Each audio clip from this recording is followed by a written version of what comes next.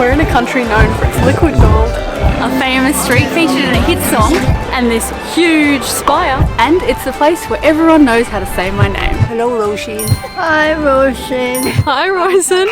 Oh, welcome to Ireland.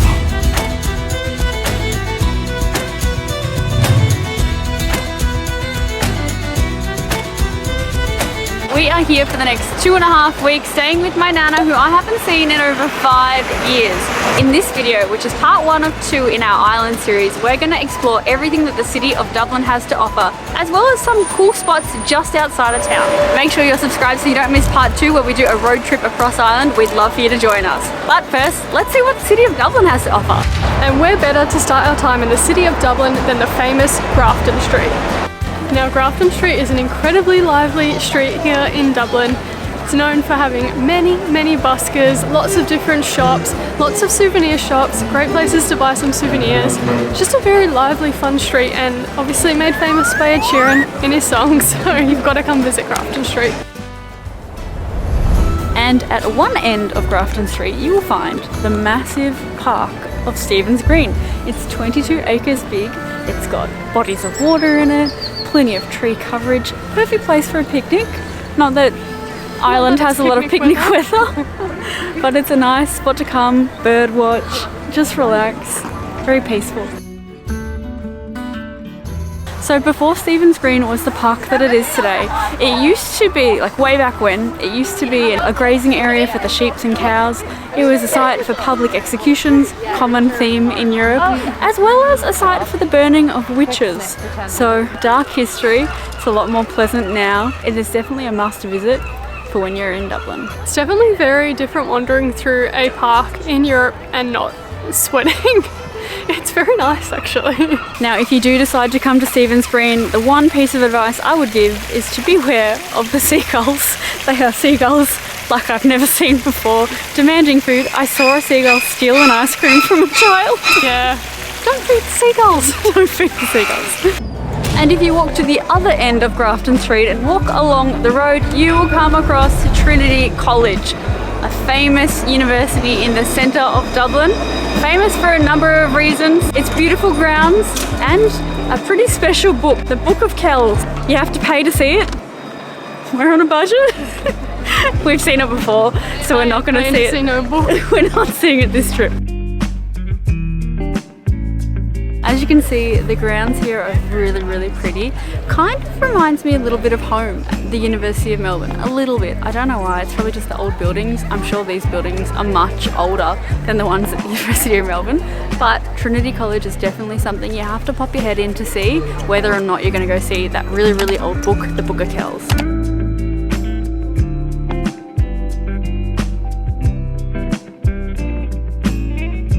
Guys, the fortunate thing as well with Trinity College is, again, right in the centre of Dublin, literally a 2-second walk from Grafton Street. So really you can hit up St Stephen's Green, Grafton Street and Trinity College all in one morning. I'm starting to think the seagulls kind of rule Dublin. That's intimidation. Now, Trinity College is the oldest college/university in Ireland and one of the oldest in Europe. It was built in 1592, so over 500 years old, which is absolutely crazy.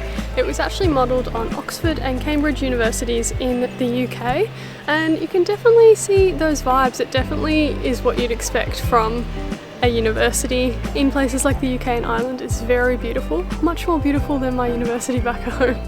Guys, a lot of the time when I'm saying my fun facts, I haven't entirely been prepared for the day, and I just kind of steal them from things that I overhear from other people. And I just heard a tour guide here say that one of the buildings at the back was built in 1701, if I'm not mistaken. It is the oldest building on campus.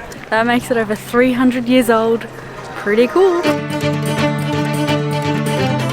Now, if you ask most people what do they think of when they think of Dublin, I think chances are they'd probably say a pint of Guinness, live music and a pub. And that is exactly what Temple Bar has to offer. Now, Temple Bar itself is an area along the river full of pubs and, as I said, live music. The history of the name Temple Bar is pretty interesting. because it goes back to, I think, when they were kind of developing the area of Dublin, and this guy called William Temple bought a bunch of land and developed his property along the riverbank. Back then, the word that you would use for property along the riverbank, I believe, was bar.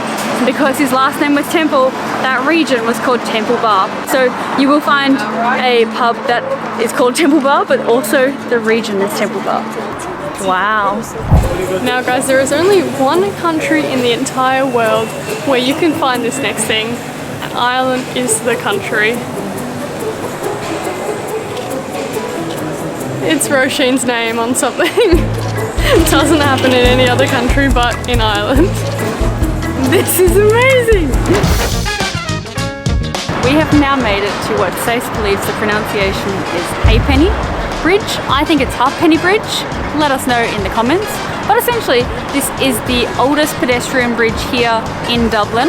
Technically, it's not called the Halfpenny Bridge. I think it's actually called the Liffey Bridge because it crosses the River Liffey. It's got that nickname because in the past, they used to charge half a penny to cross the bridge. That stopped in 1919, but the name stuck and locals and tourists now refer to it as the Halfpenny. No. Halfpenny Bridge. No. And across the river on O'Connell Street, you will find this spire. This ginormous stick. It's a giant pole structure type thing. I know that it's a place where a lot of people meet up because it's kind of central and hard to miss, as you can see. Purpose? Unsure. Maybe some sort of art statement? I don't hate it.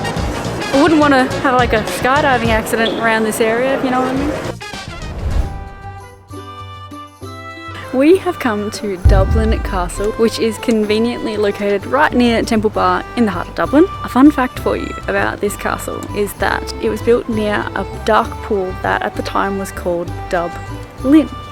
And that is how I believe the city of Dublin became the city of Dublin.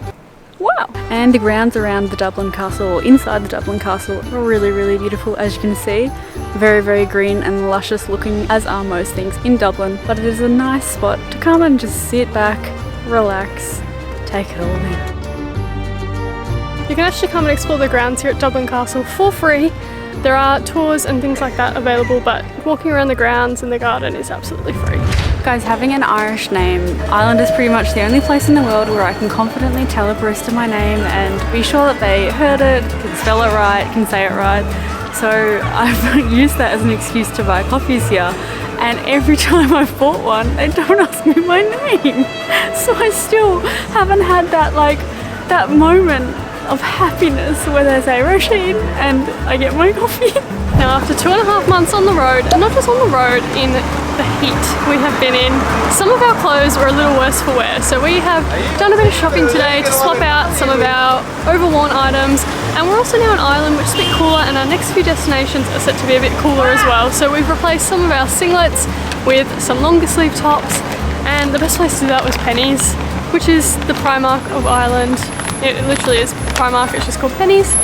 We're from Australia, bigger, better version of Kmart, so time to swap out some of those old, sweaty, disgusting clothes with some nice fresh ones.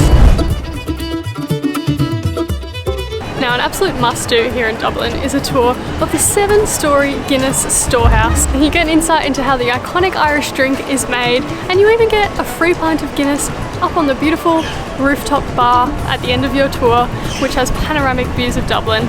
We are not going inside this time. We did this tour last time we were here in Dublin. It's a really, really cool tour, and obviously Guinness is so iconic to Ireland, so you have to visit the storehouse if you do come to Dublin. Ticket prices start from €26 per person. I believe if you do some of the hop-on, hop-off buses, sometimes they do include entry. We'll have a look. We'll put some links in the description below for some of those hop-on, hop-off buses. We actually did one of those last time in Dublin and really, really enjoyed it. Now, if you're not able to take the tours and get up to the beautiful rooftop bar with the panoramic views of Dublin, arguably the most beautiful spot to enjoy a Guinness here in Dublin, there's somewhere else you can go, which is kind of known around here as having the best tasting Guinness in all of Dublin. Let's go check it out. We have come to the Blue Haven pub because apparently they serve the tastiest Guinness in all of Ireland. Now we heard this from the locals. You might be wondering how that's possible. Surely it tastes the same across all places. But apparently it's to do with the pipes, because Guinness can taste different depending on how well you look after the pipes, as well as how it's poured. So we've only ever had Guinness once, and that was at the Guinness factory years ago. We weren't massive fans. Let's put this one to the test. It's definitely not bad. I think I believe it. Now the Blue Haven isn't in the city, it's about half an hour outside of Dublin City, but if you look up the reviews, everyone says it has the best tasting Guinness, so it's absolutely worth a visit if you're looking for a really authentic place to try Guinness when you're in Ireland. And if you're looking for a half-day trip, Howth is the perfect destination.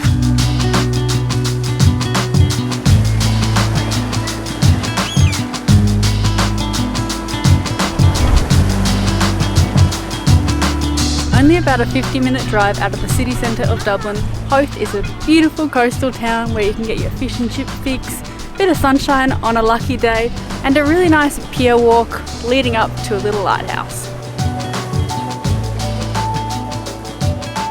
Fortunately for us, we have a beautiful day here in Howth. It's about 25 degrees, complete blue skies. We picked a perfect day to come down here. We have actually been down to Howth before in winter. I think about January or February. It was much colder, but it's still just such a beautiful little seaside town, and the perfect perk is that it's only about an hour's drive from Dublin, so it makes for a perfect half-day trip if you are looking to get out of the city, but maybe not going on a full road trip. It's so beautiful here in Howth. It's nice and quiet compared to Dublin City. We're just taking in the amazing views of the ocean, all the boats here at the harbour, and this jetty walk is just so pretty as well. It's a perfect place to spend half a day. And of course, you can't come to Dublin without visiting what is arguably its most famous pub. It's one of the oldest pubs here in Ireland, and apparently it is the highest pub situated here in the mountains. It's Johnny Fox's. Johnny Fox's are known for their live entertainment, whether it be live Irish music or dancing, and tonight we're here for their famous Hoolie Night, where there's going to be live Irish dancing, I believe a 4-course meal, and some live music as well.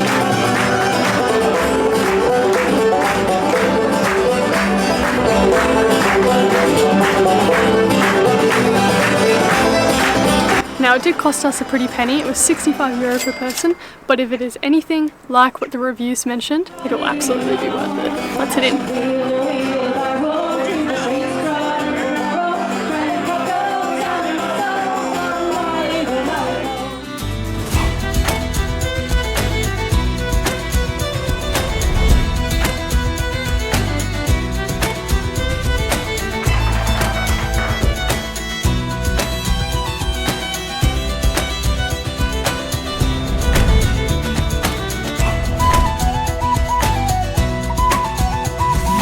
We had an amazing time in Dublin, learning to Irish dance, exploring the city and trying some Guinness. But now it's time to explore a different side of Ireland, and we're hitting the road. So make sure you stay tuned for our next video. If you like the video, like. If you haven't subscribed already, subscribe to our channel, and we'll see you in our next video.